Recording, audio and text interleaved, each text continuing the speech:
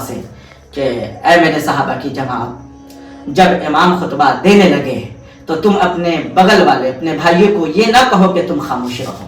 سبحان اللہ، الحمدللہ، آپ نے یہ سوال بہت بڑا سوال کر دیا، اور سوال بھی ہونی چاہیے کہ حقوق اللہ کیا ہے اور حقوق العباد کیا ہے۔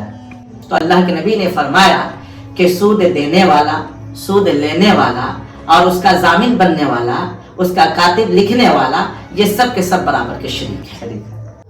آنکھوں میں جنون اور دلوں میں چنگاری رکھو، زندہ رہنا ہے تو ترکیب بہت ساری رکھو، راہ کے پتھر تو کچھ بھی نہیں ہے، منزلیں آواز دے گی تم سفر جاری رکھو۔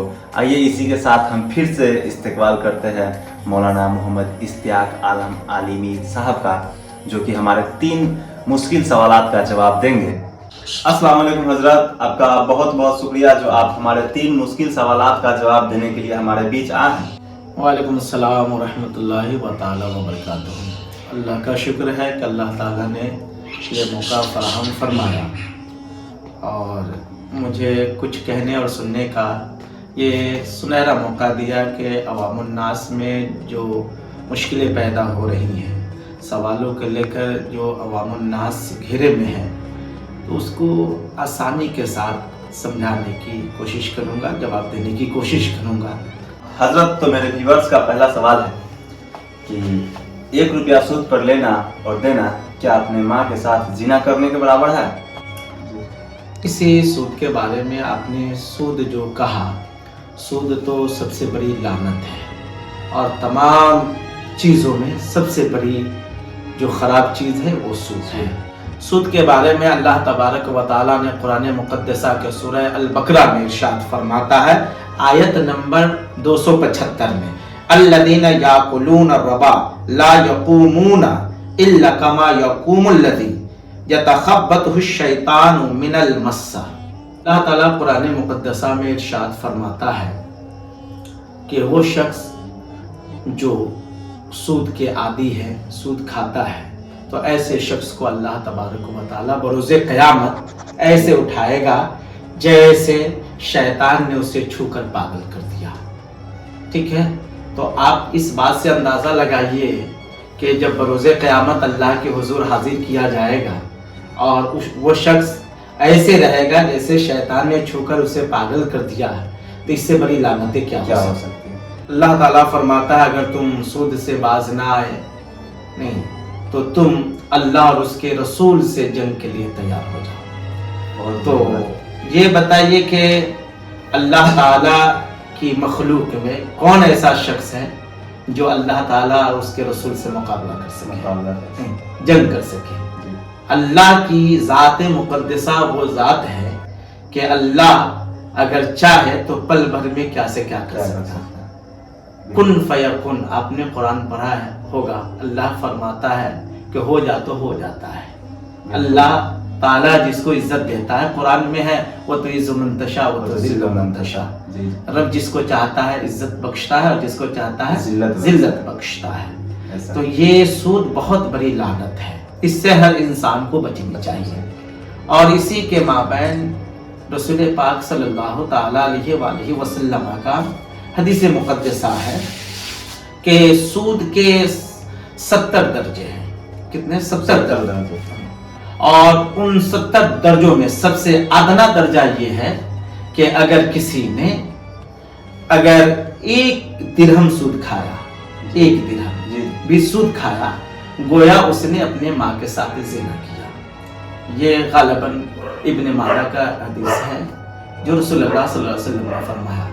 دوسری جگہ اللہ کے نبی صلی اللہ علیہ وسلم نے فرمایا کہ اگر کوئی شخص سود کا عادی ہے، سود کھاتا ہے، تو گویا اس نے اللہ تعالیٰ کے سامنے 70 بار زنا کرنے سے زیادہ سخت گناہ کیا۔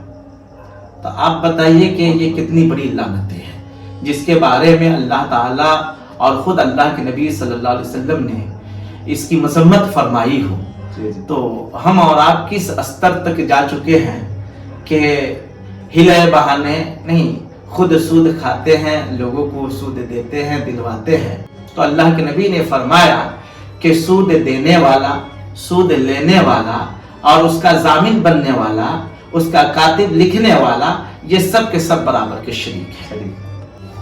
तो हजरत मेरा दूसरा हमारे व्यूअर्स का दूसरा सवाल है कि जुमे के दिन खुतबा के वक्त दुआएं फौरन कबूल होती है, तो उस घड़ी बागों खुतबा सुना जाए और दुआ किया जाए, ये मेरे व्यूअर्स का सवाल है। देखिए, सवाल तो बहुत अच्छा है कि जुमे के दिन जो है खुतबा सुना जाए जब इमाम खुतबा दे रहा हो या दुआ की जाए। तो हमारे अकाबिरीन ने, मुहक्किकीन ने, मुस्तहिदीन ने, हमारे मशाइखों ने, हमारे तमाम उलमा ने इस बात के पर इत्तेफाक करते हैं कि जुमे का खुतबा सुनना वाजिब है। जब जुमे का खुतबा हो रहा हो तो उस वक्त ध्यान लगाकर सुनो ताकि तुम पर अल्लाह ताला रहम फरमाए। बाज़ उलमा का ये कौल है कि जब इमाम खुतबा दे रहा हो उस वक्त से लेकर नमाज तक ख़त्म होने तक ये दुआ की कबूलियत की घड़ी है।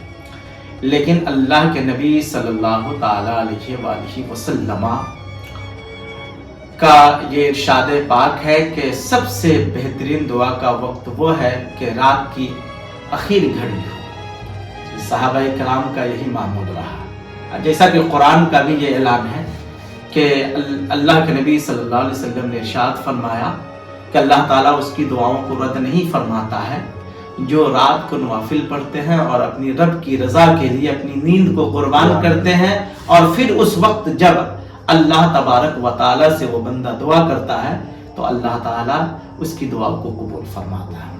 दूसरी बात यह है कि जुम्मा के दिन बाद नमाज असर से लेकर वक्त मगरिब तक ये दुआ की कबूलियत की सबसे बेहतरीन घड़ी है।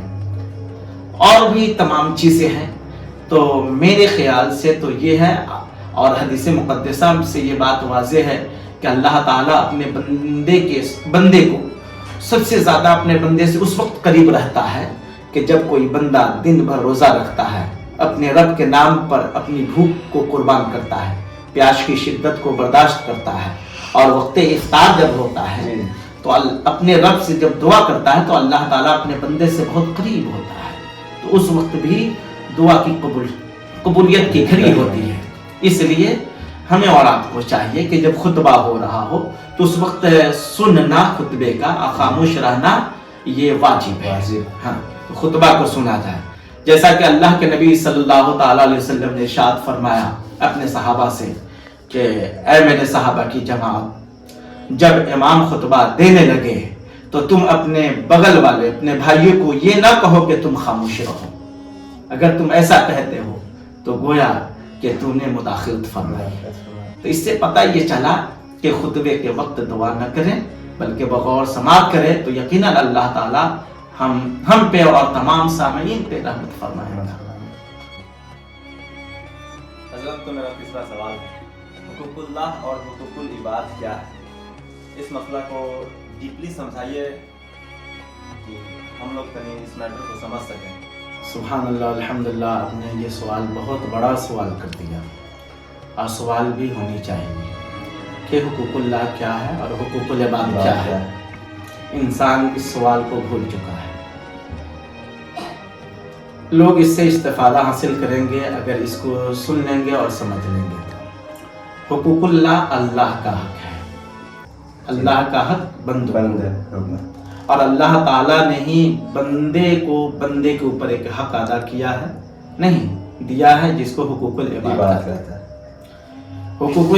हुकूकुल्लाह का पहले आप सुन लीजिए कि हुकूकुल्लाह ये है कि अल्लाह का हक क्या है। जैसा कि कुरान मुक़द्दसा में ये बात वाज़ेह है, अल्लाह ताला फरमाता है वमा खलक़तुल जिन्ना वल इंसा इल्ला लियअबुदून, हमने इंसान और जिन्नात को सिर्फ और सिर्फ अपनी इबादत के लिए पैदा किया। जैसे नमाज, रोज़ा, हज, ज़कात, अल्लाह ताला की और भी इबादतें, अल्लाह ताला के साथ किसी को शरीक ना करना, नहीं, ये तमाम चीज़ें जो है हुकूकुल्लाह में है। आप समझ गए? जो हम करते हैं, जो इबादतें हैं जिसको हम करते हैं, तो वो अल्लाह ताला का हक है, जिसे हम और आप हुकूकुल्लाह कहते हैं। लेकिन बंदे के ऊपर जो एक बंदे का हक है ایک بھائی کا حق دوسرے بھائی پر ہے جسے ہم اور آپ حقوق العباد کہتے ہیں، اس کی بڑی وضاحتیں آ رہی ہیں۔ وضاحتیں کیا ہے؟ اللہ کے نبی صلی اللہ تعالی علیہ وسلم نے ارشاد فرمایا کہ اپنے صحابہ سے کہ اے میرے صحابہ، یہ بتاؤ دنیا میں سب سے زیادہ مفلس کون ہے؟ دنیا میں سب سے زیادہ مفلس کون ہے؟